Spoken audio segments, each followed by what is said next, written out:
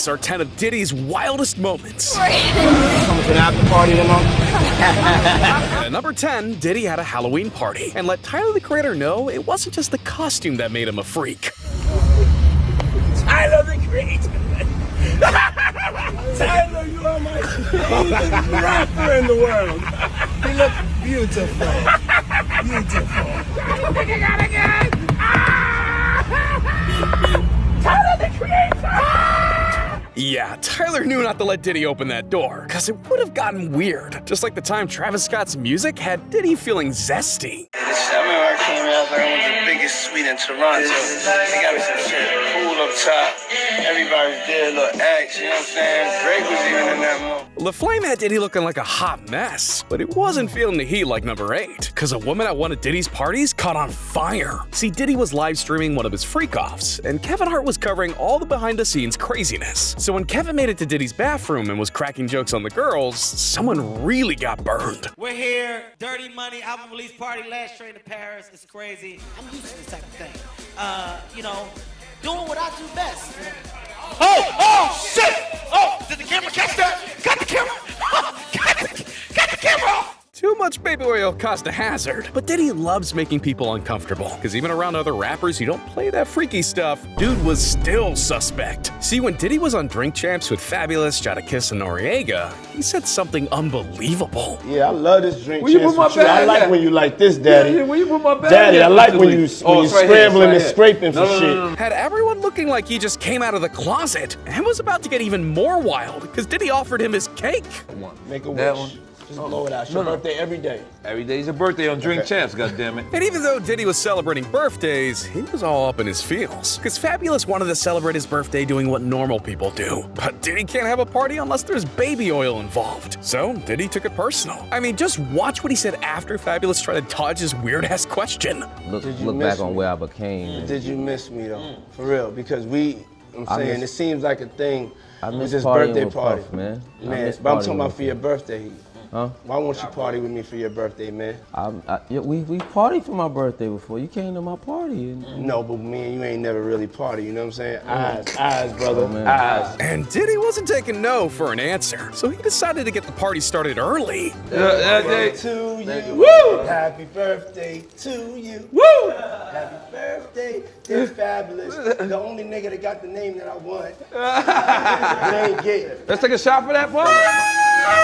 Yeah, this dude was on something else besides Ciroc. But honestly, this guy's been sick in the head for years. Diddy was teaching all this freakiness to a teenager. Because before the singer Usher was a superstar, dude was just a normal kid, being a good boy like his mama taught him. But if Usher wanted to top the charts as a teen, bro needed to get some swag. And you wouldn't believe who his record label forced him to live with to turn him into a bad boy. I moved to New York City, and I lived with Sean Puffy Combs for a year. Now that was L.A. Reid's idea, right? We're sending you New over York to something City. called Puffy Flavor Camp. There you go. Yeah, just imagine Diddy at the height of his powers as the business mogul behind the biggest rap group in the world. So this man really had women rotating through his house like a carousel right in front of a child. And at first, Usher didn't know what was going on. But it wasn't long before he was right in the middle of debauchery. Hey, it was curious. I got a chance to see some things. Yeah, but you were 13. What were you I seeing? went there to see the lifestyle. Right. And I saw it. And it was, but I don't know if I could indulge and understand what I was even looking at. It was pretty wild. And I bet bro's parents regretted it all, because when Diddy talked about their time together, he slipped up and talked about what was really going on. So nobody tried to,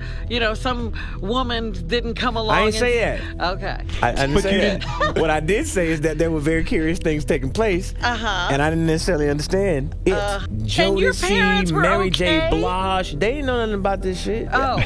I was having a good time, you know what I mean? 14 years old. You're a dad now. Would you ever send your kid to Puffy Camp? Hell no. Yeah, those nights partying might have had them in the same bed. Dude was hiding things his whole life. But we're just getting started with Diddy's wildest moments. Because at number 5, it got way worse. Because we gotta talk about the time Diddy got arrested for his son spazzing out. See, Justin Combs was living the dream, playing football at UCLA. And Diddy, just like his parties, wanted control of everything. So every move his son made, his dad was on top top of him like a helicopter. And one day, Diddy was at Justin's practice when he lost control. Look, UCLA's strength and conditioning coach was just doing his job, yelling at Justin to get better. But Diddy didn't like his kid getting put in his place beside him, so he got physical. Because right after practice, the next thing you know, Diddy went straight to Coach Alosi's office with bad intentions. Diddy told the coach he was riding Justin too hard in practice, but things escalated quickly. Because suddenly, Diddy said he was going to fuck him up. And he got so angry, dude picked up the nearest weight and started swinging. Now, everyone heard all the commotion immediately, so the cops arrested Diddy in front of the whole school. Luckily, nobody got hurt, but Diddy was hit with multiple charges like assault with a deadly weapon, battery, and making terrorist threats. But with all that money Diddy had, he made it look like he acted in self-defense and had all the charges dropped. I mean, most parents want to protect their baby, but this dude almost killed someone like an animal. There's Diddy being hauled off to jail on a boatload of charges, assault with a deadly weapon, battery, and making terrorist threats, all stemming from an incident involving football, his son, and whatever this thing is. Diddy was attending a practice, as he often does. The strength coach, Sal Alosi, was riding Justin hard, screaming stuff like, "You're not training hard enough, you're out of shape, you're soft, etc." Diddy didn't like that and decided to follow up with the coach in a meeting in his office. There was an altercation that took place. We're told Diddy screamed how he was going to him up, hence the terrorist threat, and then during the altercation, Diddy allegedly grabs a kettlebell, swings it at Alosi's head. Yes, the kettlebell, a dense piece of exercise equipment used for, well, whatever, you don't want to get hit with one. It's clear that he's completely unhinged, and Drake really knows all about that. Diddy and Drake had so many issues, he put Drake's soft ass in the hospital. But at first, the two were besties. I mean, Drake had Puffy and Mace out at his OVO Fest concert, living the best night of his life. Like I said, my first show ever at this venue, and I still got the t-shirt to prove it, Puff Daddy and the family. Yeah, Diddy was this dude's mentor. However, that changed real quick. See, Diddy and Drake were raging at Club Live in Miami, and when Diddy was performing, Drake left him disrespected.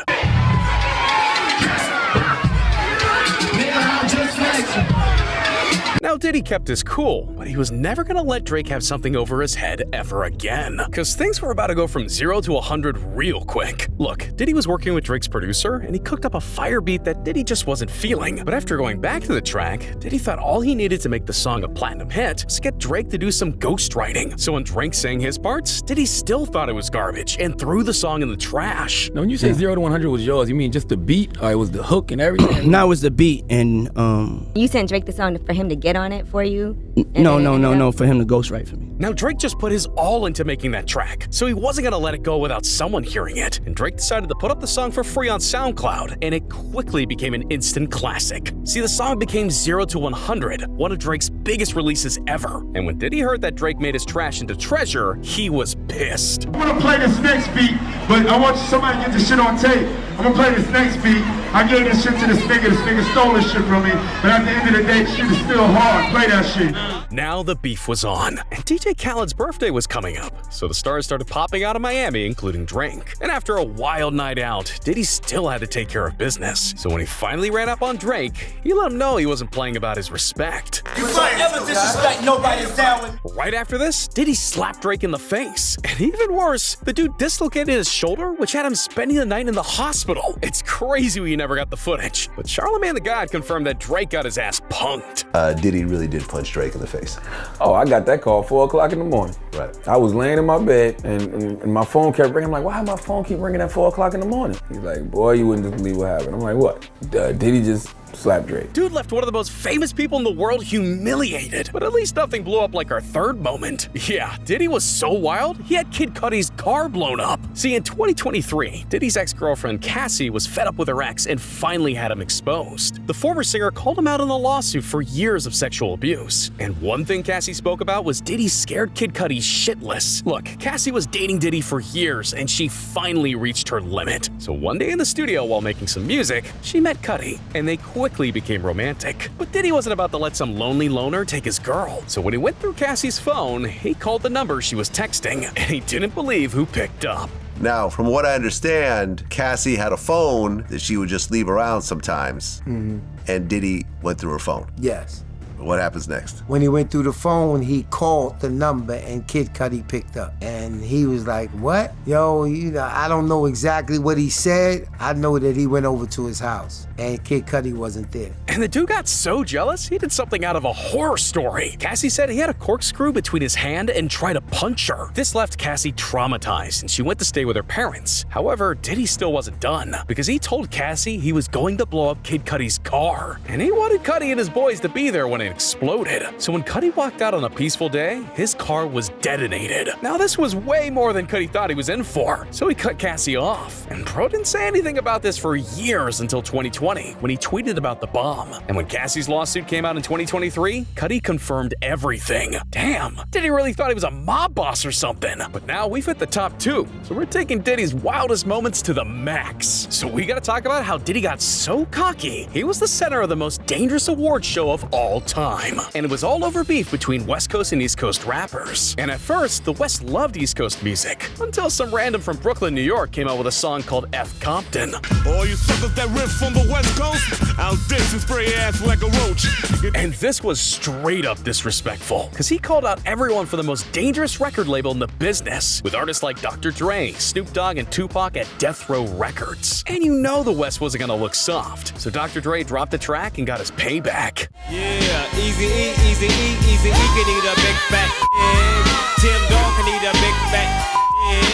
Now, during the early 90s, LA was dominating the music game. But when Diddy made Bad Boy Records with talent like Faith Evans and Biggie Smalls, the East took over. However, Death Row Records founder Suge Knight didn't like it, because he thought the East was only out for one thing: popularity. And the one who really wanted all the fame was Diddy. But on top of all of that, Tupac had just been shot, and he blamed Biggie for the entire thing. So when the 1995 Source Awards came around in New York, the East Coast and West Coast tension was so dangerous that they had to protect their lives. And these awards would settle who was the best. And at first, it looked like the East would dominate, because Biggie won Lyricist of the Year. Now this had Suge Knight fuming. So when he won the award for Best Video, he had to let the world know he had a problem with one person: Diddy. And one other thing I'd like to say, any artists out there want to be an artist and want to stay a star, and don't want to have to worry about the executive producer trying to be all in the videos, all on the records, dancing,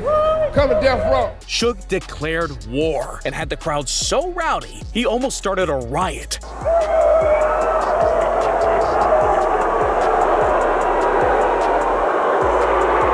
And the West wasn't done making issues, because Snoop Dogg got on stage and took the beef to another level. The East Coast don't love Dr. Dre and Snoop Dogg. The East Coast ain't got no love for Dr. Dre and Snoop Dogg and Death Row. Y'all don't love us.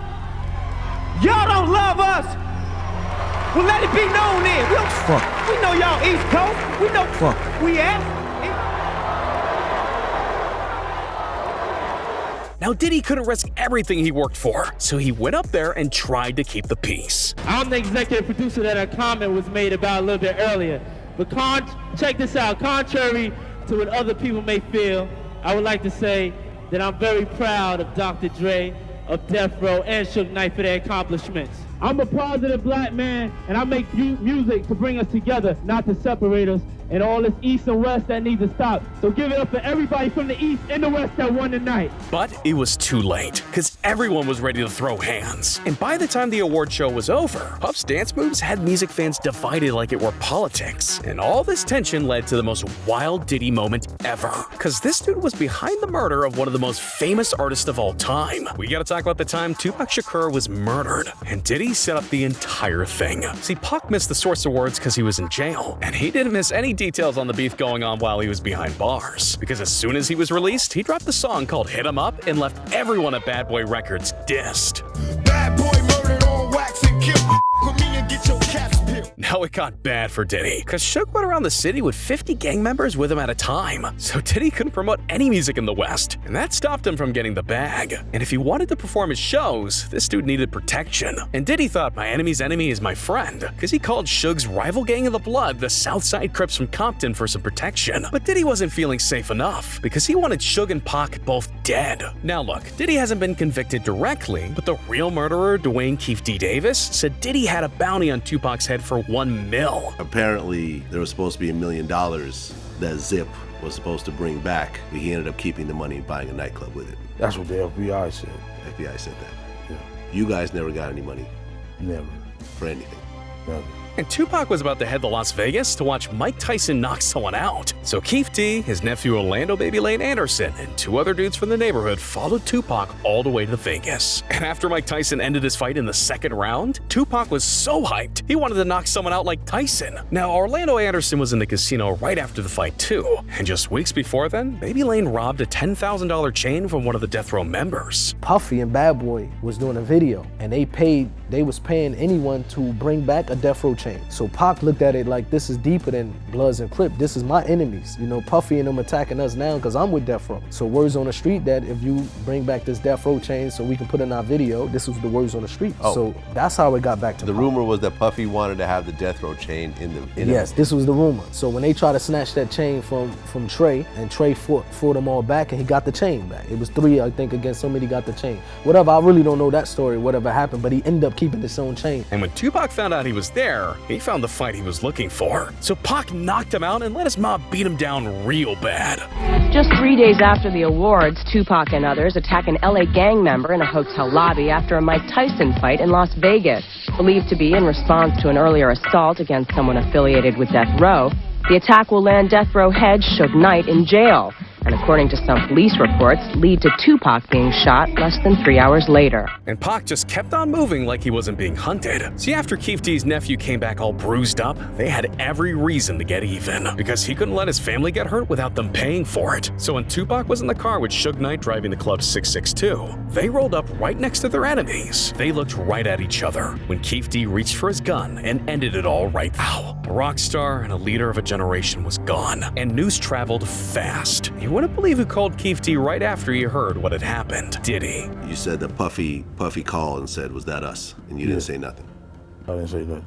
Yeah, you're right. Wow, the Diddler called a hit on the leader's life and robbed everyone of a historical figure, all because he didn't have the power. Honestly, he should have been thrown in jail. And if you're still curious about how Diddy tossed his career aside, along with a list of other celebrity misadventures, then don't miss out. Click this video right here.